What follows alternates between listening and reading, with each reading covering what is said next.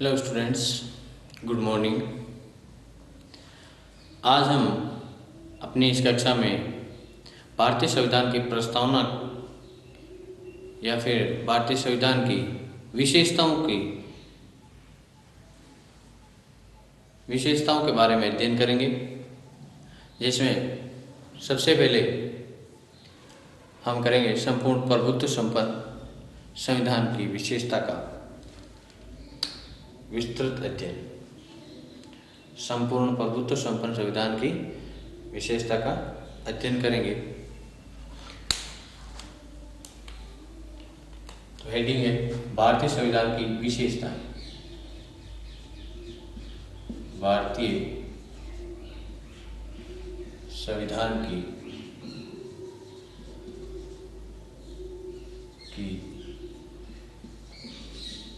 विशेषता।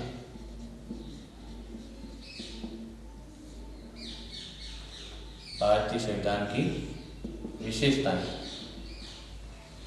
नंबर 1, संपूर्ण प्रभुत्व संपन्न संविधान। नंबर 1, संपूर्ण प्रभुत्व संपन्न संविधान।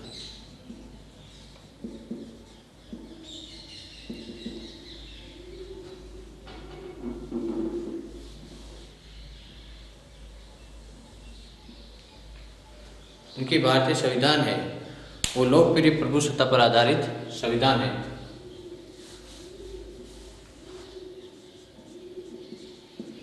भारतीय संविधान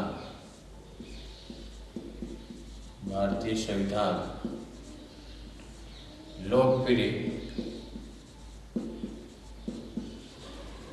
प्रभुसत्ता पर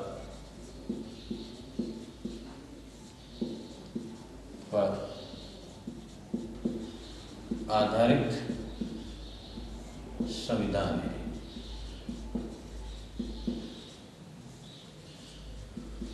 भारतीय संविधान है लोकप्रिय प्रभुसत्ता पर आधारित है। लोकप्रिय प्रभुसत्ता का मतलब है लोगों द्वारा, चुने गए लोगों द्वारा बनाया गया संविधान। इनके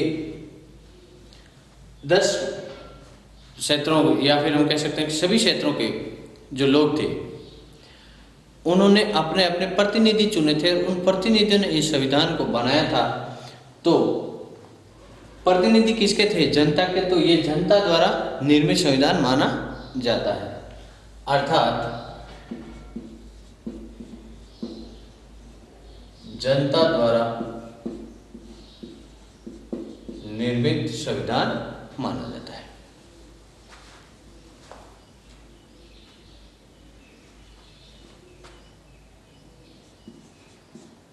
जनता द्वारा निर्मित संविधान माना जाता है। अब जनता द्वारा निर्मित माना जाता है तो शक्ति भी जनता के हाथ में रहेगी। तो संविधान की या संविधान में भारत की अंतिम शक्ति किसके हाथ में रहेगी? जनता के हाथ में रहेगी। या संविधान द्वारा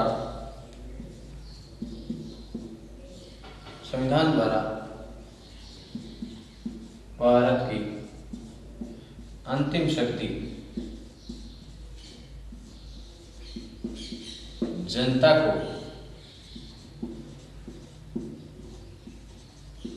प्रदान की गई। जनता को प्रदान की गई है।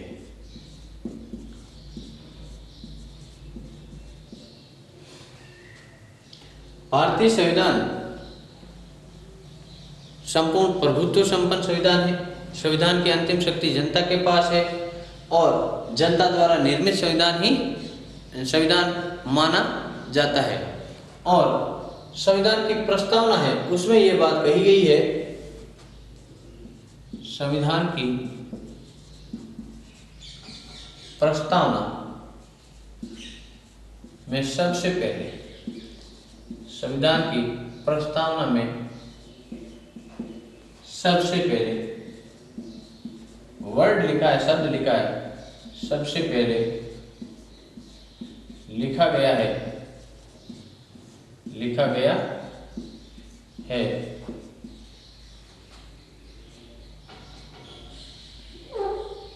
कि हम भारत के लोग, लिखा गया क्या है, हम भारत के लोग,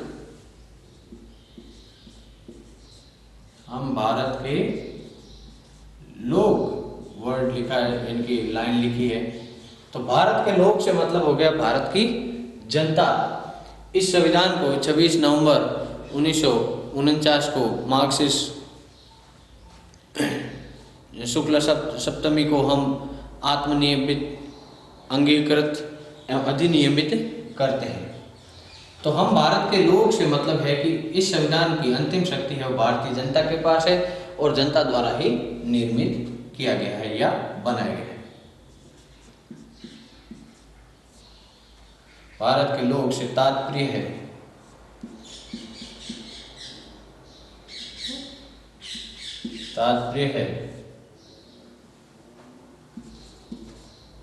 भारत की जनता।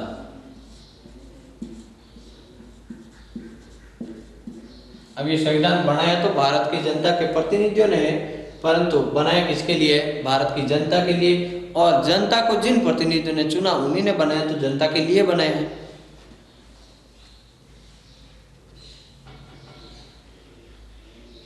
हम भारत के लोग यानी कि भारत की जनता इस संविधान को अधिनियमित, आत्मसमर्पित एवं अंगीकृत करते हैं।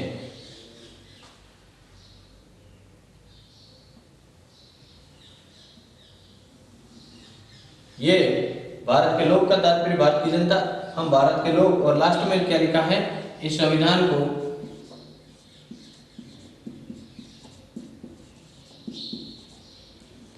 अधिनियमित,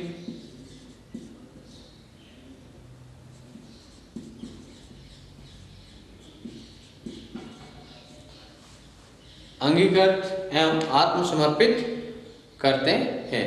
अंगीकृत मतलब अंगीकार करना,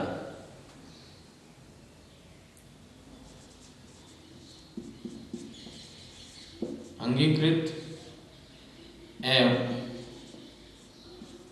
आत्मसमर्पित करते हैं।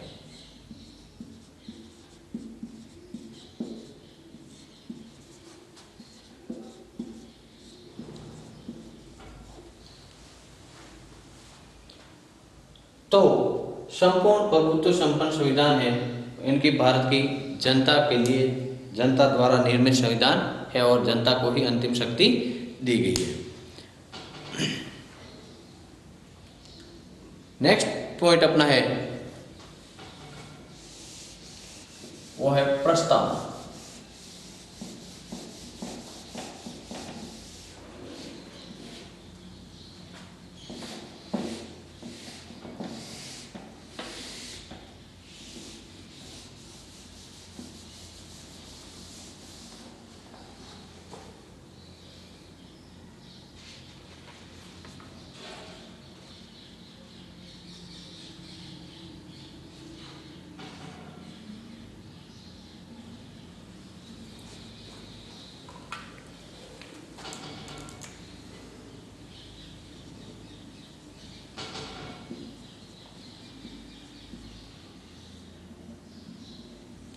प्रस्तावना किसी भी संविधान के निर्माण में या किसी भी संविधान में प्रस्तावना आवश्यक रूप से होती है। किसी भी संविधान में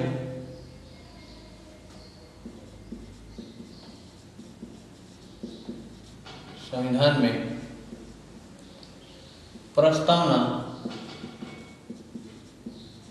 आवश्यक रूप से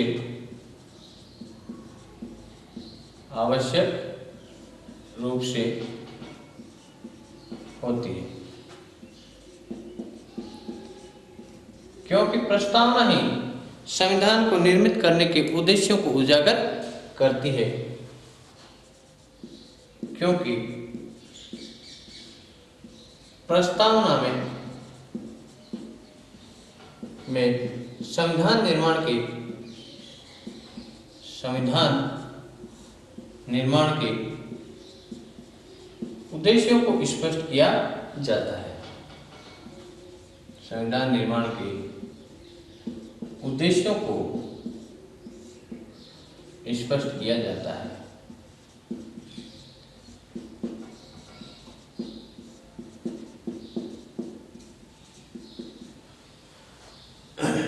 कि किन किन उद्देश्यों को लेकर हम संविधान बना रहे हैं या किन किन चीजों पर हम नियम बना रहे हैं। ये क्या होता है, प्रस्तावना लिखा होता है।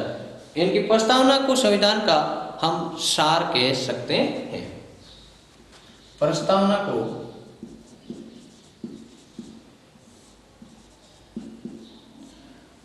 को संविधान का सार कहा जाता है। संविधान का सार कहा जाता है।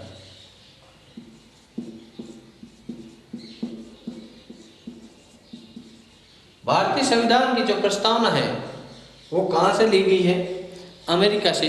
और प्रस्तावना की जो भाषा ली गई है वो कहाँ से ली गई है, ऑस्ट्रेलिया से ली गई है। भारतीय संविधान जो निर्मित हुआ था या इसका निर्माण किया गया था तो विदेशी स्रोतों का विशेष योगदान भी रहा था। और साथ ही साथ 1935 के जो भारत शासन अधिनियम है उसका भी विशेष योगदान रहा था। अब उद्देश्य कहाँ स्पष्ट किए जाते हैं, प्रस्तावना की। हमारा उद्देश्य यह है संविधान बनाने को लेकर। प्रस्तावना को सार कहा जाता है, या फिर हम जैसे इंग्लिश में कोई लेसन होता है तो उसके अंत में लिखा होता है समरी। तो ये फर्स्ट इनकी पहले दी जाती है समरी। इसे संविधान की कुंजी भी कहा जाता है। इसे संविधान की कुंजी भी कहा जाता है।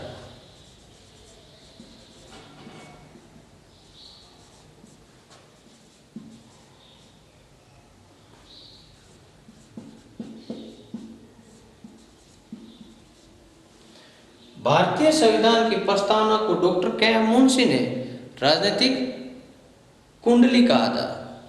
इनकी संविधान की राजनीतिक कुंडली कहा था।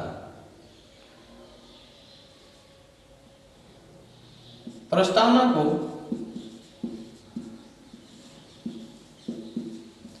Doctor KM. मुंशी ने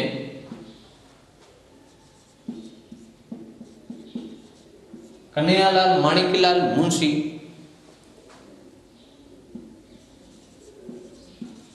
ने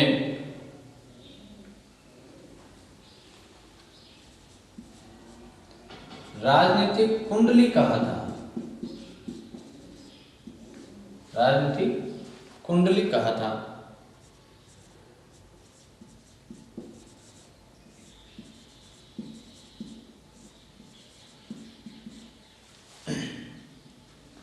भारतीय संविधान की एक बात जो मैंने आपको बताई या फिर लिखा ही नहीं, किसी का भूल गया था इसलिए, तो भारतीय संविधान के संवैधानिक सलाहकार थे वो एच.सी. मुखर्जी थे, हरेंद्र को मुखर्जी। के.एम. मुंशी ने राजनीतिक कुंडली कहा।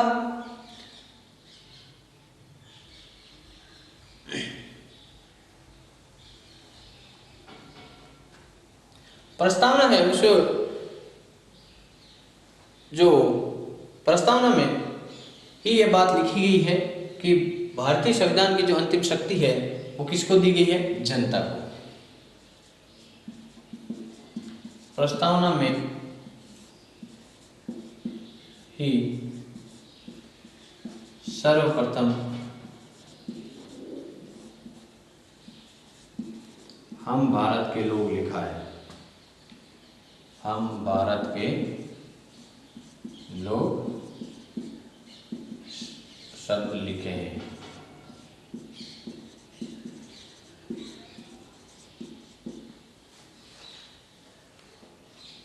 भारतीय संविधान में प्रस्तावना या भारत ने प्रस्तावना अमेरिकी संविधान से ली है।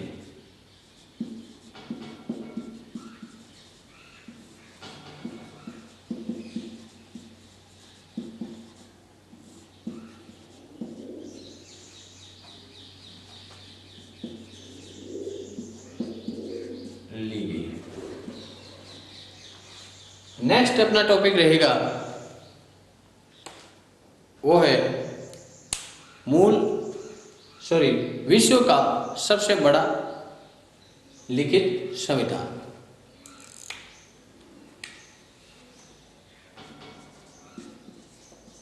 विश्व का सबसे बड़ा लिखित संविधान।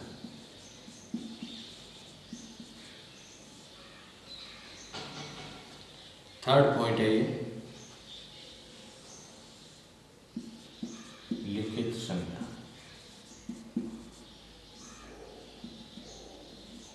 भारत का संविधान है वो विश्व का सबसे बड़ा लिखित संविधान है।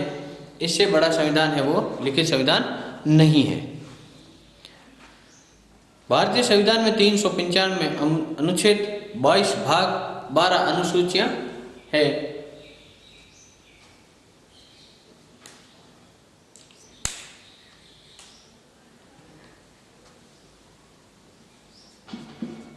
भारत का संविधान विश्व के अन्य संविधानों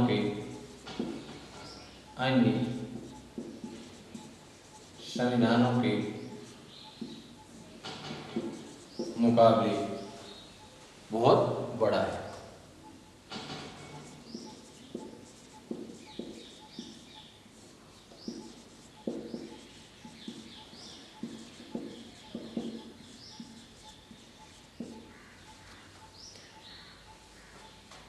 इसमें 395 अनुच्छेद,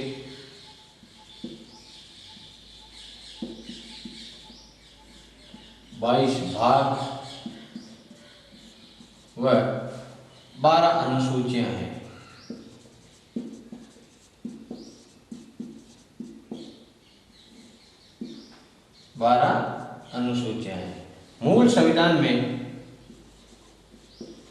मूल संविधान में 8 अनुसूचियां ही थी। मूल संविधान में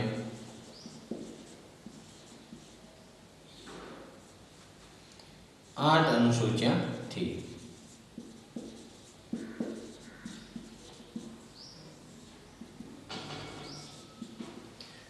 बड़ा था, बड़ा है और आगे भी बड़ा हो ही रहा है भारतीय संविधान, क्योंकि इसमें भारतीय संविधान निर्माताओं की दूरदृष्टि का हमें पता चलता है कि जिस तरह भविष्य में विश्व में जो परिवर्तन हो रहे हैं उस परिवर्तन को लेकर संविधान में संशोधन करने की जो आवश्यकता पड़ सकती है उसको ध्यान में रखते हुए उन्होंने संविधान का निर्माण किया था।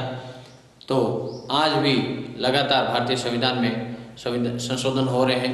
126 संविधान संशोधन बिल है वो पेश किए जा चुके हैं, जिनमें से 104 है वो पारित हो गए, यानी कि 104 संविधान संशोधन आज तक हो चुके हैं।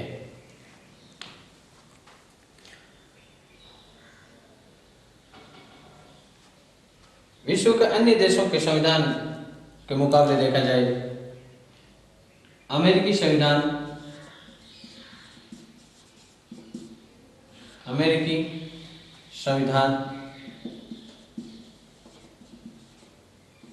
में 7 अनुच्छेद,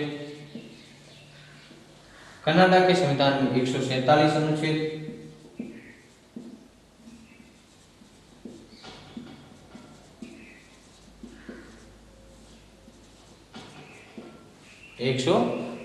अनुच्छेद, दक्षिण अफ्रीका के संविधान में 153 अनुच्छेद,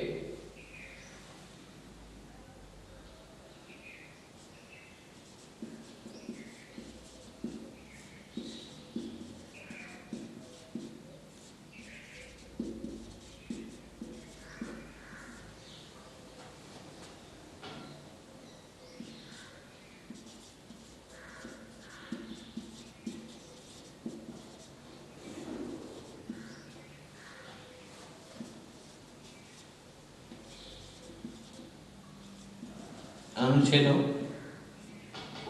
के मुकाबले या अनुच्छेदों की तुलना में भारतीय संविधान बड़ा है।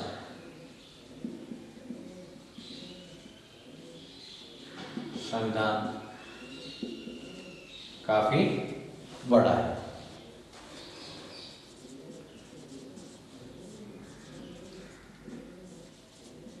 ये बात तो आपको पता होगी कि भारतीय संविधान बहुत बड़ा है। इस संविधान का जो गौरव हमें प्राप्त है, इस पर हमें नाज है या फिर इस पर हमें गर्व है। ये बात किसने कही थी? डॉक्टर हरि विष्णु कामत ने ये बात कही थी।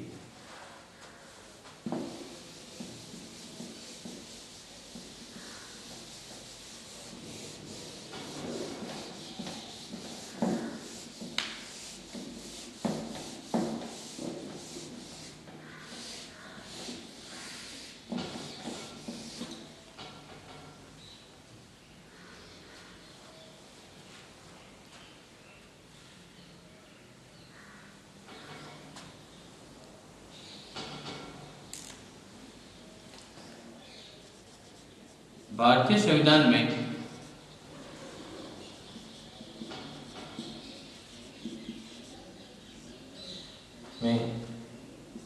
लागू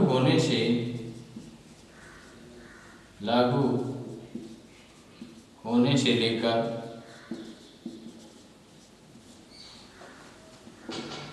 आज तक 104 संविधान संशोधन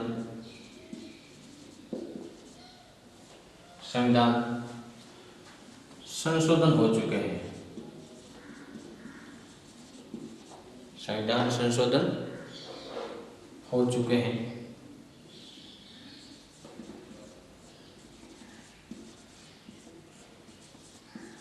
जबकि संविधान संशोधन के लिए बिल है वो 126 बार रखा जा चुका है तथा संविधान संशोधन बिल या हम कह सकते हैं कॉन्स्टिट्यूशन अमेंडमेंट बिल है वो 126 बार 126 संविधान संशोधन बिल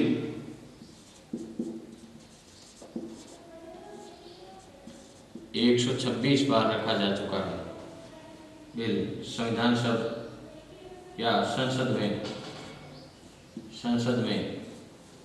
126 बार रखा जा चुका है।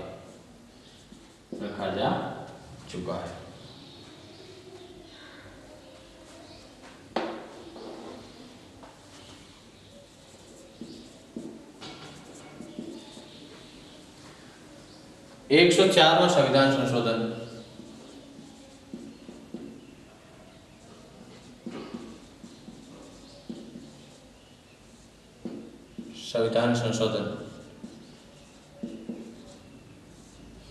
SC/ST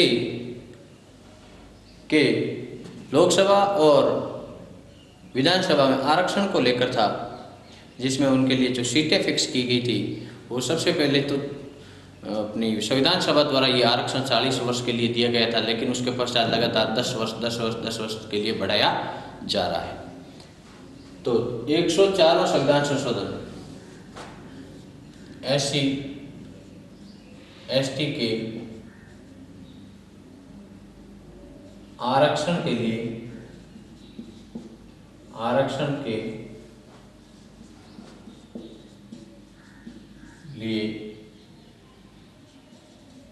किया गया था, जिसमें SC/ST के आरक्षण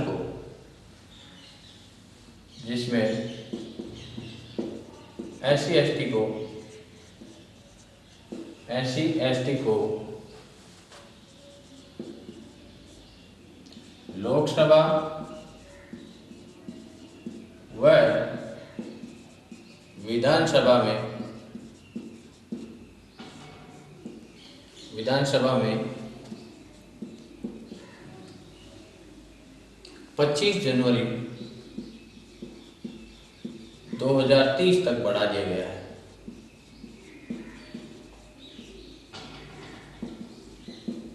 बढ़ा दिया गया है। SC/ST को फिक्स सीटें दी गई थी। तो लोकसभा में 84 और 47 सीटें दी गई हैं। उन सीटों को फिक्स है, वो SC के लिए 84 और फिर ST के लिए 47 सीटें फिक्स है। अब ये फिक्स सीटें उन्होंने दी है तो मतलब उनका आरक्षण हो गया, रिजर्व हो गई ये सीटें।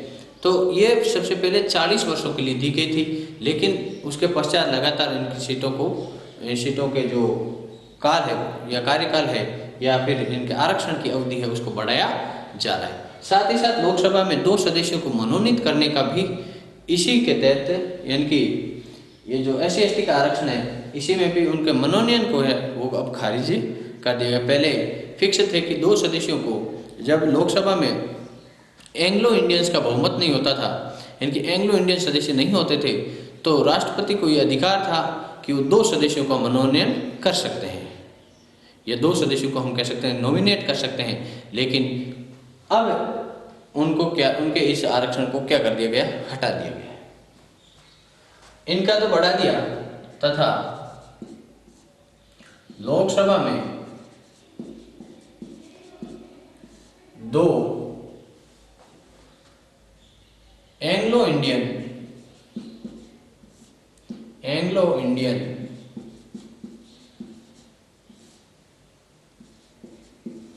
सदस्यों का मनोनयन का आरक्षण रद्द कर दिया गया। आरक्षण रद्द कर दिया गया है।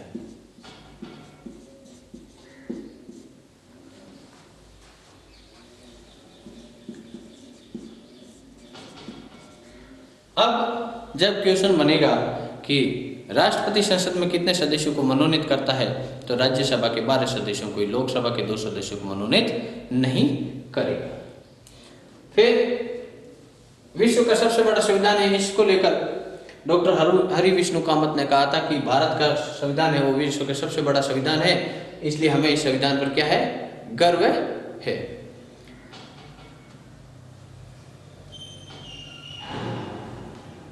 डॉक्टर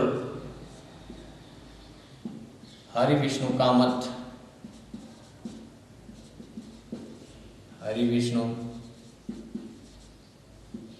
ने भारतीय संविधान की विशालता को लेकर कहा। कामत ने भारतीय संविधान की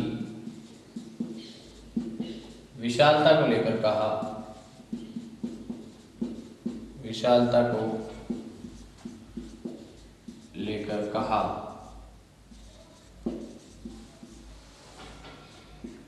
कि भारतीय संविधान की विशालता या विशाल संविधान होने पर हमें गर्व है। भारत का संविधान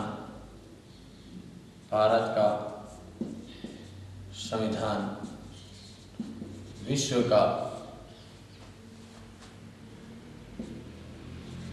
भारत का संविधान विश्व का सबसे विशाल संविधान है, सबसे विशाल संविधान है।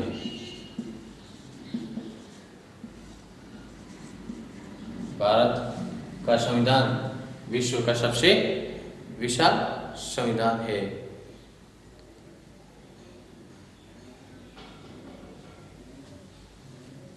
हमें इस बात का गर्व है, हमें इस बात का गर्व है।